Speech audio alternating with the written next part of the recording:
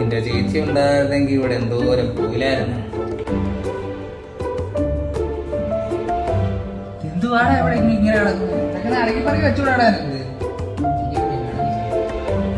Hello, ഞാൻ താഴെ എത്തി. കഥവ് തുറന്നിട്ടേക്ക് കേട്ടോ.